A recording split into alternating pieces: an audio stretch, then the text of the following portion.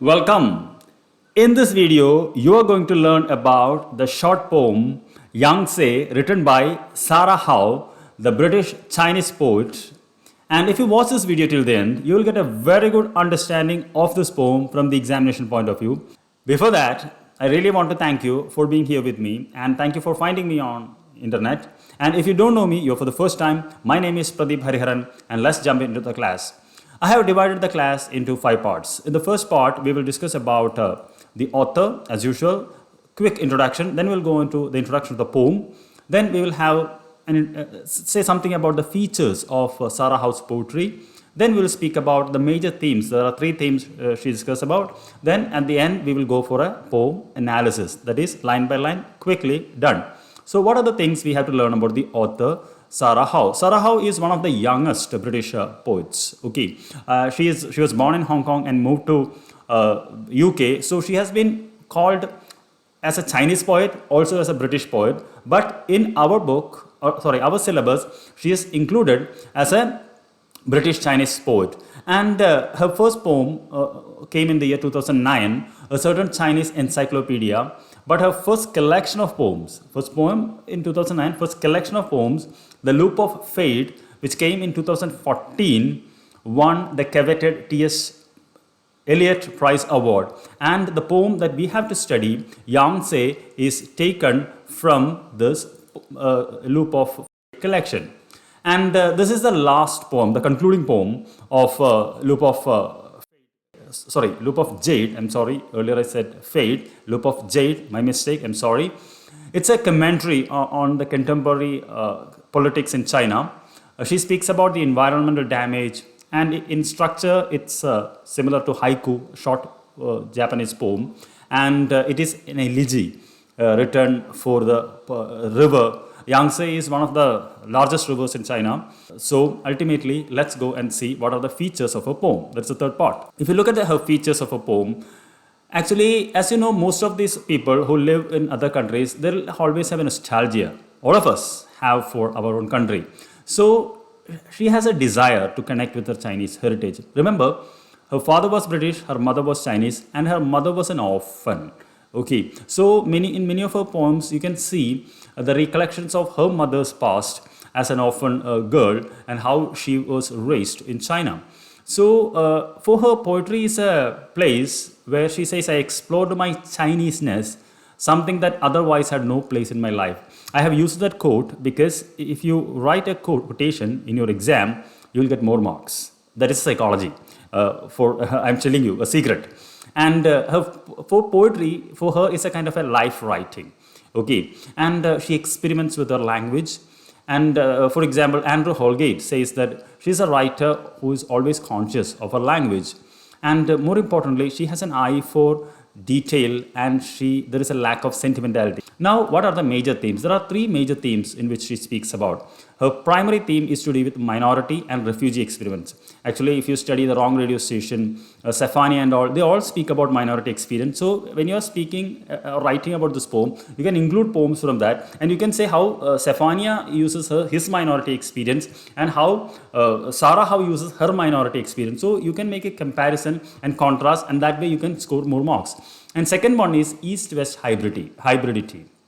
Okay, she is Chinese and she's moved to UK.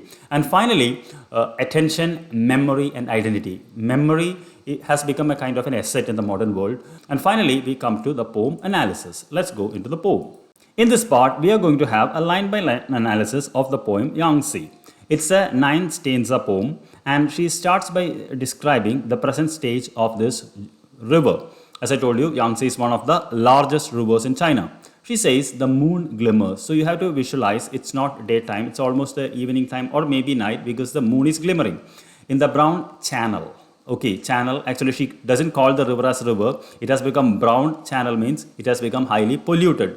Strands of mist. You have heard about strands of hair. So strands of mist, just like lengthy hair, strands of hair, there is strands of mist wrap the mountainside. So ultimately the river is flowing between 2 mountains, and you can see the mist like strands, not thick like strands, wrapped with furs. Furs is a tree. So the mountain is covered with green furs, and it's evening time, and she calls the river. There is moon glimmering, and you can see the strands of mist. So you can easily picturize it.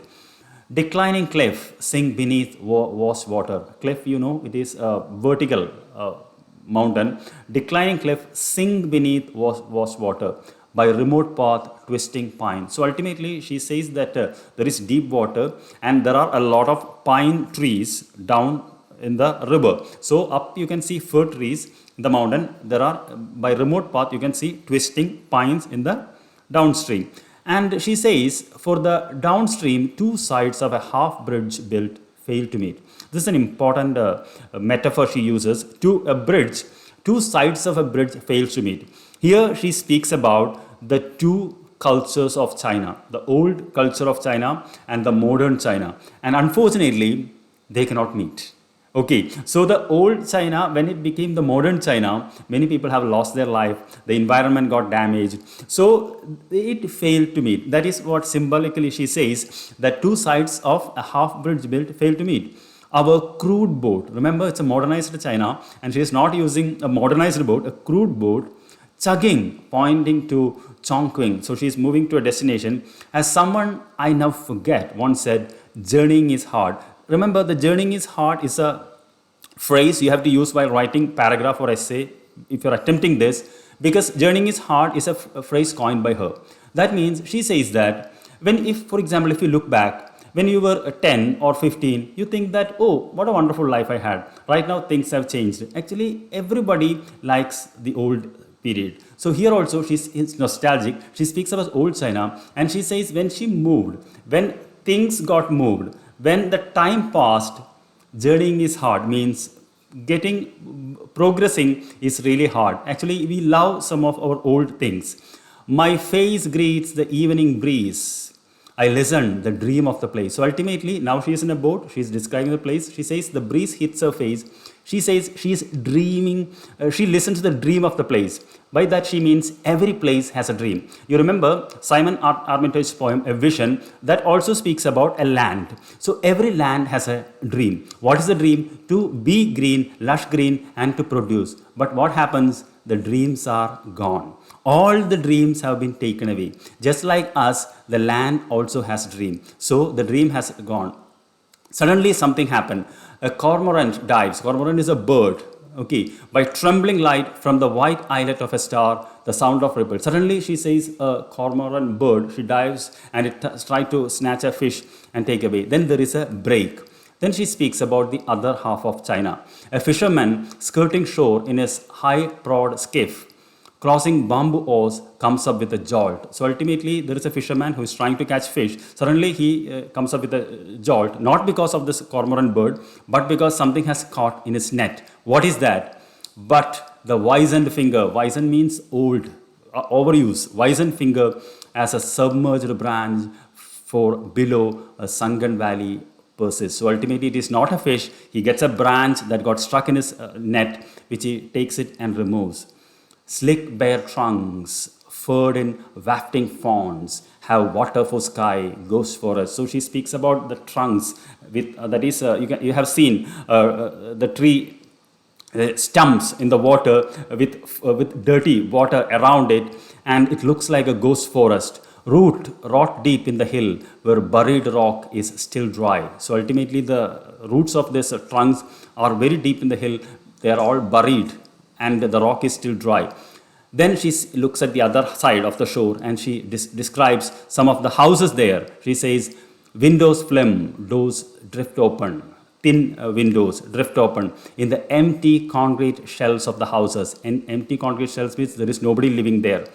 Towns that once held hundreds and thousands of slowly filling with what? What is it? They fill with. So there was a time a lot of people lived here, and there was a town, but pollution has made all those people to migrate. So nobody is living there. There is no fish in this river. It has become a brown channel. And someone, I now forget, once said, journeying is hard. So she says that when you speak of progress, what happens is that it is a progress for a few people, rich people, but for the rest, it is decaying. There is no progress. So journeying for them is really hard. The moon glimmers in the brown channel. So ultimately, where she opened, she ends. Nothing has changed. She just recollects about the place. She recollects about the dream of the land, the dream of the people, and she says what happened to her favorite China, which has, when it's modernized, it fails to meet its old values, just like a bridge that fails to meet its two sides. That is how she ends, in a very sad tone, elegiac tone. So, in short, this poem describes about the river and the present state of China through a poet who lives in UK. Thank you very much. Please leave your valuable comments so that I know whether you're learning it or not. I'll see you in another video. Until then, bye-bye.